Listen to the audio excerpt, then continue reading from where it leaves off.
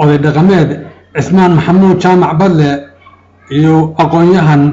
cabdiqani maxamed findhe ayaa maanta shir jaraad ku qabtay xafiiska ururka haweenka ee midnimo ee ku yaala degmada Naceelbe gobolka Sanaag waxayna kaga jawaabeen hadalladii dhawaanta ka soo yeeray Somaliland gaar ahaan taliyaha ciidamada militariga Somaliland Nuux Taani oo markaasi ciidamadii Somaliland ee dhawaanta ka soo goostay Somaliland kuna biiray ciidamada dawladda Puntland Soomaaliya ee uu hogaaminayay taliya sare Guray Cismaan Saalax ayay hadalladaasi ay kaga jawaabeen maanta iyagoo ku sugan degmada Naceelbe ee gobolka Sanaag anagoo Puntland baana wadanku waa Puntland ahaan ders baana hay Somaliland ders ahaan si kastaba ha ahaatee waxa naga dhaxayay dersnimo iyo waalnimo iyo islaamnimo waan ku dhaqano waan naga dhaxayay iyaga hadba maagtay nafaragelin ugu soo duuli jiray hase ahaatee Nuux Taanina warkiisa waa maqleynay ciidamadii soddonka sano u shaqeynayay abaalkoodii wuxuu ku mariyay waa maqleynay Allah subhanahu wa ta'ala qofku hadduu ku shaqeeyo wax kastaba ha ahaatee abaal buu kugu leeyahay islaamnimo xaqownimo dersnimo wax badan baa qofka islaamka kugu leeyahay ma baliyeen oo ma oranay maxaan ku raahdaa ciidamay ahaayeen dalka ciidamay u ahaayeen isaga xaqiisa bal maxaan ku raahdaa ciidan u ahaayeen abaalkii ugu jawaabay waa maqleen taasna waa baan maray xaqo islaamkii iyo nidaamkii iyo dersnimadii iyo wanaagii waa baan maray waxaan leenahay hadeer dersnimada islaamnimada xaqnimada hal ilaaliyo midnimada hal ilaaliyo anagu duulaan kuma soo neeyinkum baduulaha baan ugu soo qaaday anagu duulaan kuma nihin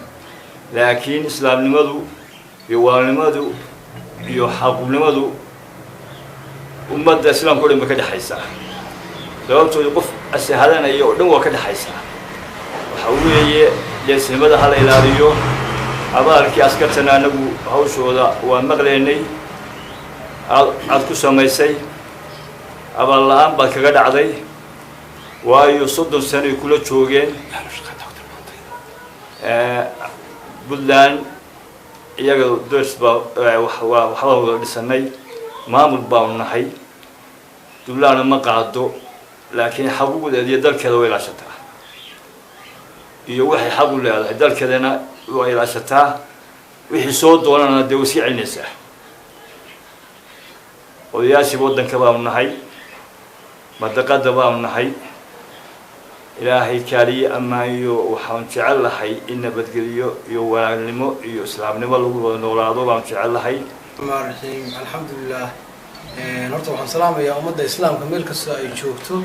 waxaan ku salaamayaa assalaamu calaykum warahmatullahi wabarakaatuh inta magacayga iyo muuqayga iyo garanaysana si gaar ah baan u salaamayaa waxaan kaloo salaamayaa ummadda Soomaaliyeed oo media iga daawanaysa salaanta islaamka aan ku dhawaaqayaan ku salaamayaa marka xiga waxaan u gudbayaa hadalkii ahaa gefkii ahaa janankan waqooyi galbeed uu u geystay shacbiyadda gobolada bari maxaan ku raadayay khaas ahaan Sanaag uu u geystay isagoon kala reebin hadalkiisaas waxaa ku jiray hadallo badan hadda in badan bay hadalku ahaa laakiin laba qodob markaan ka soo qaato waxaa ku jiray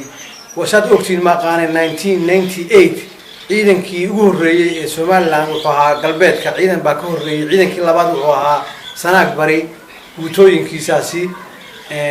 aad iyo aad bay wax u qabteen haddii ay maxaan ku raadayay aad wax ugu qabteenna anigu waxaan aaminsanahay sideedaba waqooyi galbeed waxay ahayd 4 qabiil baa ku midoobay markii hore oo midow aadna ma ahayn laakiin nabad ku saxeexday nabad wax wada dhisasho ma jirin laakiin waxay ahayd mid nabdeed bay ahayd sababtoo tahay haddii wax wada dhisasho ay jirto way ka muuqan lahayd in ummaddu ay wada leedahay oo dal la wada leeyahay uu jiro wax horta markii si horeba ma maqashay Soomaalidu waxay ku maahmaadaa hal xaaraani nirig xalaala ma dhasho markii horeba taasay ka mid ahayd xaggan waqooyi galbeed sababtoo tahay waxaa lagu wada saxiixday uun SNM markii laga soo duulay oo barnaamijkii Soomaaliya iyo colaadihii u dhacay oo SNM ay dalka ay la weeraray oo xabad la iskala daalay heshiis yar baa dhacay heshiiskaasi wuxuu ahaa in nabad lagu wada noolaado heshiiskii waxa ka dhashay waqooyiga maamulka yar ee waqooyiga Somaliland la yiraahdo waa ka dhashay sidii baa ciidamada ay ku raaceen oo maxaan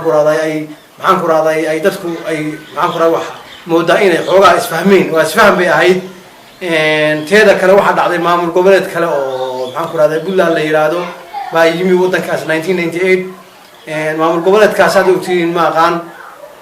beel walba oo Soomaaliyeed waxay leedahay majar ay leedahay hadafkii wuxuu ahaa in majarihii beesha warsangeli waxay ka mid noqotay beelaha ugu sareeya ee Puntland wax ka dhisay taas iyadoo ay jirto baa haddana Somaliland mushahar ay maxaan ku raadiyay ciidamo ay ku siin jirtay Puntland weligeed way joogtay iminkana dalkii uu weeyay oo Puntland buu kamid yahay anigu halkaas aan hadalka leeyahay nuxtaani wuxuu ku hadlaynaa waxay ahayd aflagaadooyin qabiil ee ma ahayn mid ciidan mana ahayn mid maxaan ku raadayay la dhayarsan karo waana hadalkii loo baahnaa weeye oo ah in runta umada loo sheego runtii uu sheegay taale Hargeysa inaan waxba jirin in Soomaaliya ay tahay marka Soomaaliya haday tahay dadka ku habsaamay 30 sano oo Somaliland wax la yiraahdo jirta mar hadda waxaan u sheegaynaa media uga qabanayna inaanay jirin wax la yiraahdo Somaliland ay jirto wax reeraysi ah taasaan ka leeyahay nuxtaana waxaan leeyahay dalkii aad sheeganaysay ee gabilay iyo dhulka waxaan ku raadayay kala furfur sida dadka u kala furfuri karto laakiin tan mid aad kala furfuri karto ama aad ku soo dhawaanaya ama ka durkaya dadkan masabkooda meel u yaala ilaa saldanad ilaa iyo saldana soo jireen oo Ingiriis la dagaalantay oo maxaan ku raadayay la dagaalantay maxaan ku raadayay Sayid Maxamed Cabdulla Xasan mid walba way ka adkaadeen dadka kani maamul yar oo reer leeyihiina hal maalin kuma qaadan karto iyagoo xabad qaadan wassalaamu calaykum waraxmatullaahi wabarakaatuh muddooyinkii ugu dambeeyay ayaa deegaamada gobolka Sanaag waxaa iska soo daba ka dhacayay ciidamada Somaliland oo ku wareegaya ciidamada Puntland Soomaaliya iyo waliba ku horeeyay gudoomiyihii gobolka Badhan ee Somaliland Cali Xuseen Soomaali haatan gudoomiyaha gobolka Sanaag ee dawladda Puntland Soomaaliya waxayna odayaashaasi ay sheegeen Somaliland inaynan gobolkan Sanaag ayna lahayn uu yahay gobolkan Sanaag gobol Puntland dalkiisa iyo dadkiisuba ay yihiin markaasi Puntland waa Axmed Cabdullaahi Ciise Axmed Cashuur degmada Ceelbo ee gobolka Sanaag.